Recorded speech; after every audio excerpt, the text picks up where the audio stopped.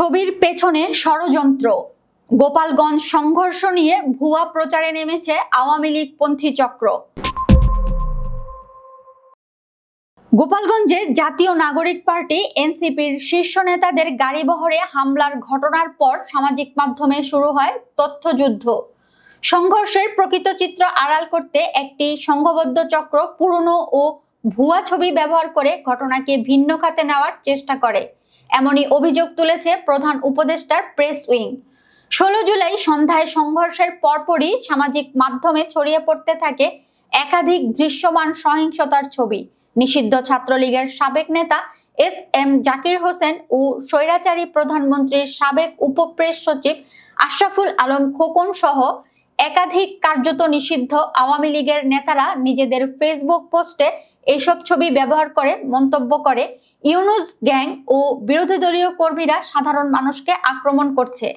তবে press wing এর অনুসন্ধানে দেখা যায় পোস্টগুলোতে ব্যবহৃত ছবির কোনোটি গোপালগঞ্জের নয়, বরং পুরনো ও ভিন্ন সময়ের ঘটনার। একটি ভাইরাল ছবিতে দেখা যায় স্থানীয় জনতা এক কিশোরকে আহত অবস্থায় বহন করছে, পেছনে আগুন ও উত্তেজিত জনতা।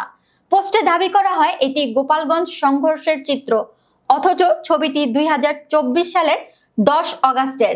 আরেকটি ছবিতে গোয়েন্দা শাখার এক সদস্যকে গুলি ছুটতে দেখা যায়। পোস্ট দাতারা দাবি করেন এটি 16 জুলাইয়ের গোপালগঞ্জের ঘটনা, কিন্তু বাস্তবে এটি 2022 সালের 8 ডিসেম্বর নারায়ণগঞ্জের বিএনপির সমাবেশ ঘিরে পুলিশের গুলিবর্ষণের একটি প্রামাণ্য ছবি। একইভাবে একটি ছবিতে হাসপাতালে শুয়ে থাকা আহত ব্যক্তিদের দেখিয়ে বলা হয় তারা গোপালগঞ্জের সংঘর্ষে আহত, কিন্তু প্রকৃতপক্ষে ছবিটি 2023 সালের 20 মার্চের একটি ভিন্ন ঘটনার। সবচেয়ে বিতর্কিত প্রচারণাটি ছিল একটি শিশুর ছবি নিয়ে।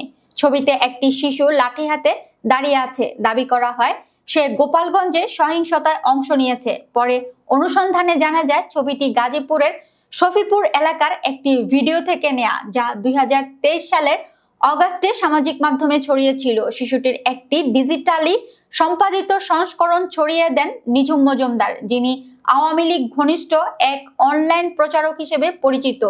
প্রেস উইং এর মতে এইসব ছবির মাধ্যমে ইচ্ছাকৃতভাবে ভুয়া বার্তা ছড়ানো হয় যেন সংঘর্ষের দায় বিরোধী পক্ষের উপর চাপিয়ে দেয়া যায়। এমনকি কয়েকটি পোস্টে মিথ্যাভাবে দাবি করা হয় সেনাবাহিনী বেসামরিক জনগণের উপর নির্বিচারে গুলি চালিয়েছে।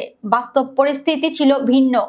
পুলিশ ও সংবাদ সূত্র জানায় সমাবেশ শেষে এনসিপি নেতাদের বহরে হামলার পর পাল্টা সংঘর্ষ ছড়িয়ে পড়ে। এতে অন্তত 4 জন নিহত হয় এবং পুলিশ ও ইউএনওর গাড়িতে আগুন দেয়া হয়। পরিস্থিতি নিয়ন্ত্রণে 16 জুলাই রাত 8টা থেকে পরদিন সন্ধ্যা 6টা পর্যন্ত গোপালগঞ্জে কারফিউ জারি করা হয়।